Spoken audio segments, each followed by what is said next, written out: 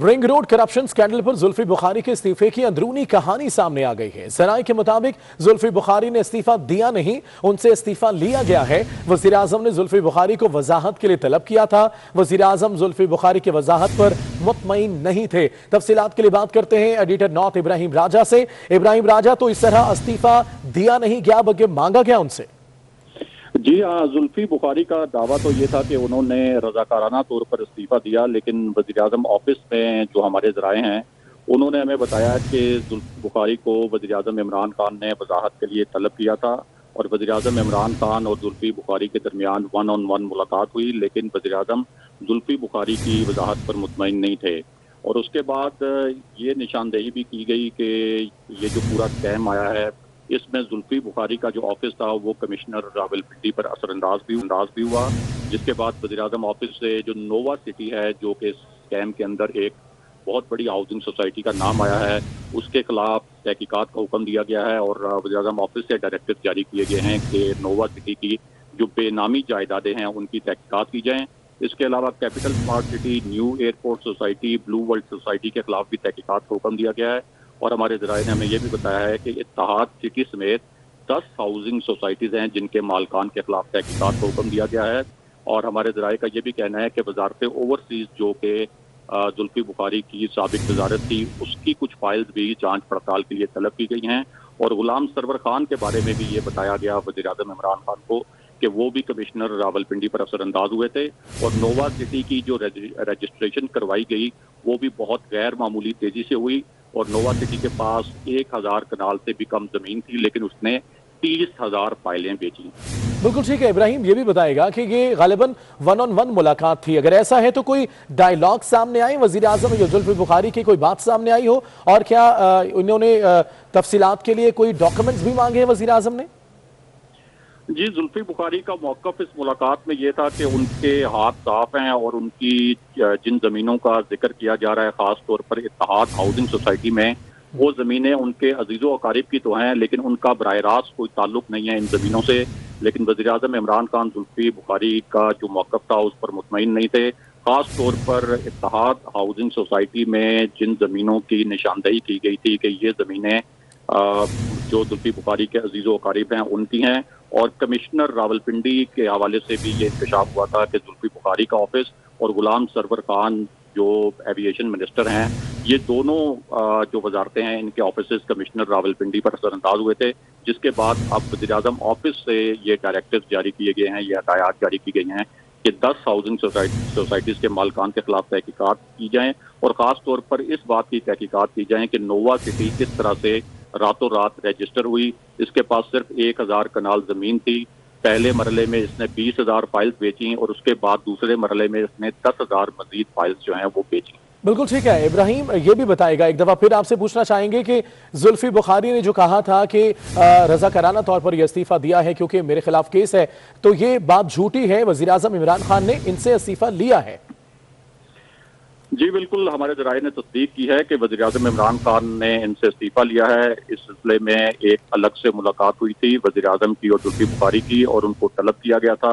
जुल्फी बुखारी ने अपनी तरफ से वजाहत देने की कोशिश की कि ये जिन ज़मीनों का जिक्र किया जा रहा है स्कैम में, इनका उनसे बराह रास्त कोई ताल्लुक नहीं। उन्होंने ये अल्फाज भी इस्तेमाल किए कि उनके अपने इन अजीज़ों से कोई ताल्लुकात भी बहुत ज़्यादा अच्छे नहीं हैं, इसलिए उनके मौक़िफ़ के मुताबिक सवाल ही नहीं पैदा होता कि वो इस पूरे स्कैम पर असरअंदाज हुए हों। और जिस तरह से उनका इल्ज़ाम था कि वो कमिश्नर रावलपिंडी पर असरअंदाज हुए हैं, लेकिन उनकी जो वजाहत थी वो वज़ीर-ए-आज़म इमरान खान ने इस वजह से रद्द कर दी कि उनके पास अपने पास एक और इंटेलिजेंस सोर्स से जो रिपोर्ट मौजूद थी उसमें बहुत वजाहत के साथ बताया गया था कि जुल्फी बुखारी और गुलाम सरवर के जो ऑफिसेज हैं, ये दोनों ऑफिसेज यानी इन दोनों वजारतों के ऑफिसेज असरअंदाज हुए डायरेक्टली भी और इनडायरेक्टली भी कमिश्नर रावलपिंडी पर। और ख़ास तौर पर इत्तेहाद हाउसिंग सोसाइटी के हवाले से वज़ीर-ए-आज़म इमरान खान के पास जो रिपोर्ट थी जुल्फी बुखारी उस पर वज़ीर-ए-आज़म को मुतमईन नहीं कर सके। ठीक है, इजलास में तो मुलाकात हुई गुलाम सरवर की, क्या इसके अलावा भी 1-on-1 मुलाकात के लिए गुलाम सरवर को बुलाया गया मुलाकात के लिए वज़ीर-ए-आज़म ने? जी, काबीना के इजलास में गुलाम सरवर खान ने इस बात पर ये एक इशू बनाने की कोशिश की थी कि इस स्कैम में मेरा नाम नहीं है, लेकिन पंजाब हुकूमत ने जो इसके TORs बनाए थे वो इस तरह से बनाए गए थे कि میرے گرد بھی کوئی گھیرا جو ہے وہ تنگ ہو جائے، لیکن وزیر اعظم عمران خان نے ان کی اس بات کو زیادہ انٹرٹین نہیں کیا تھا اور ان سے یہ بھی کہا تھا کہ جب تک تحقیقات مکمل نہ ہو جاتی ہیں آپ کو پریس کانفرنس کرنے کی کیا ضرورت تھی۔ اور اس جو پرائم منسٹر آفس میں جو رپورٹ پہنچائی گئی اس رپورٹ میں یہ بھی مینشن کیا گیا کہ اتحاد ہاؤسنگ سوسائٹی میں غلام سرور خان کے جو بیٹے ہیں وہ بھی پارٹنر ہیں، اور اس وجہ سے اتحاد ہاؤسنگ سوسائٹی کے حوالے سے جو غیر قانونی طور پر زمینوں کی خریدی گئیں جس طریقے سے بہت تیزی سے، اس میں ایک کانفلکٹ آف انٹرسٹ کا معاملہ بھی ہے، اور بہت سے سوالات اٹھائے گئے کہ غلام سرور کے جو صاحبزادے ہیں جو اتحاد ہاؤسنگ سوسائٹی میں پارٹنر ہیں، وہ کس طرح سے ایک میسیجنگ ہوئی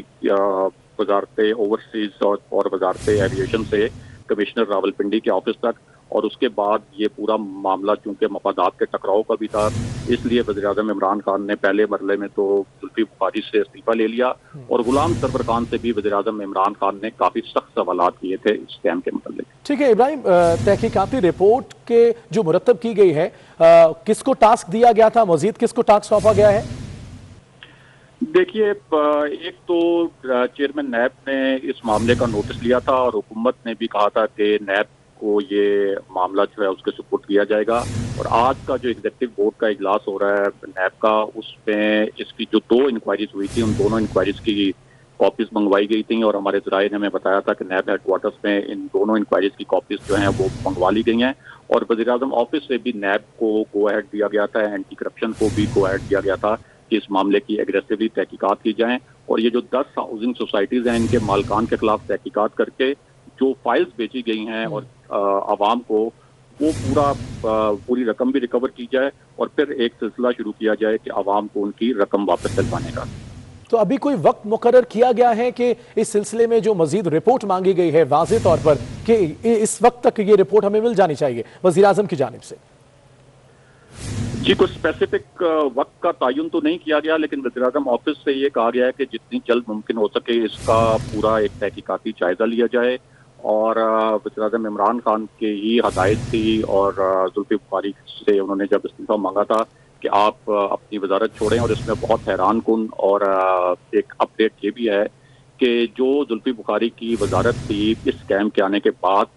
اس کی جو فائلز تھیں کچھ فائلز وہ بھی وزیر اعظم آفس میں منگوائی گئی ہیں، کیونکہ ان کی جانچ پڑتال کا فیصلہ بھی کیا گیا ہے۔ ایک تاثر یہ ہے کہ اگر زلفی بخاری کا آفس کمشنر راولپنڈی پر اس اسکیم کے حوالے سے اثر انداز ہو سکتا ہے، تو پھر یہ ضروری ہے کہ وزارت اوورسیز پاکستانی بالکل ٹھیک ہے ابراہیم صاحب ہمارے ساتھ ہی رہے گا۔ سلیم بخاری صاحب نے بھی جوائن کیا ہے۔ سلیم بخاری صاحب، کیا سمجھتے ہیں رنگ روڈ کرپشن سکینڈل میں زلفی بخاری کے استعفے کی جو اندرونی کہانی سامنے آئی ہے وہ یہ ہے کہ زلفی بخاری صاحب نے استعفیٰ دیا نہیں ہے، وزیر اعظم عمران خان نے استعفیٰ مانگا ہے ان سے کیونکہ مطمئن نہیں تھے وہ؟ دیکھیے، پہلی بات تو یہ ہے کہ جہانگیر ترین صاحب کا جو آٹا چینی سکینڈل تھا اس کے بعد یہ زلفی بخاری صاحب والا سکینڈل دوسرا بڑا سکینڈل ہے، اور اس کی جو تفصیلات سامنے آ رہی ہیں اس سے پتہ یہ چلتا ہے کہ بڑا میسو کپلا ہوا ہے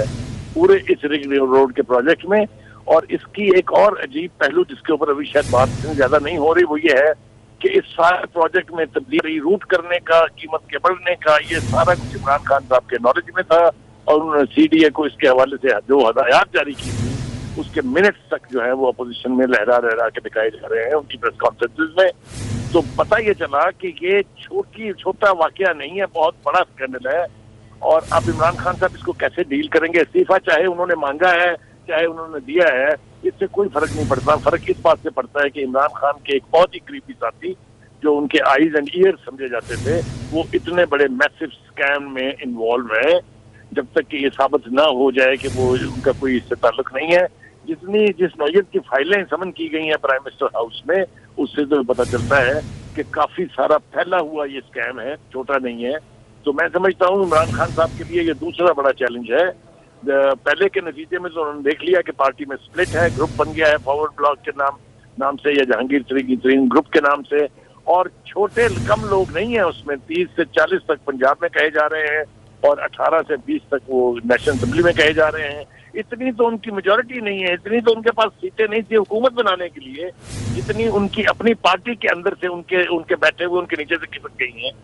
تو یہ صورتحال اس وقت عمران خان صاحب کے لیے بہت خوفناک ہے، میرے خیال سے یہ اب وہ لمحہ آ گیا ہے جہاں عمران خان صاحب کو خود گھبرانا چاہیے، اور وہ یقینی طور پہ وہ گھبراہٹ کا شکار ہیں، اس لیے کہ میڈیا جس طریقے سے اس معاملے کو اٹھا رہا ہے، اور سوشل میڈیا کے اوپر چاہے وہ جتنی مرضی کیمپین چلا لیں ہم عمران خان کے ساتھ ہیں، we are with Imran Khan, اس سے نہیں فرق پڑتا. دا فیکٹ ریمینز کہ جہانگیر ترین کے بعد یہ دوسرا بڑا سکینڈل ہے، اس کو ہائپ مل رہی ہے، اپوزیشن اس کے ساتھ کھیل رہی ہے، اوپر سے پی ٹی ایم ری ایکٹیویٹ ہونے والی ہے، تو یہ کافی میجر پریشر جو ہے وہ آنے والا ہے. اور میرا یہ تاثر کہ یہ کیوں ہو رہا ہے اس کی وجہ شاید یہ ہے کہ وہ جو عمران خان صاحب کو ایوان اقتدار تک لانے والے تھے، کہ جنہیں کوئی سلیکٹر کہتا ہے، جنہیں کوئی پروموٹر کہتا ہے،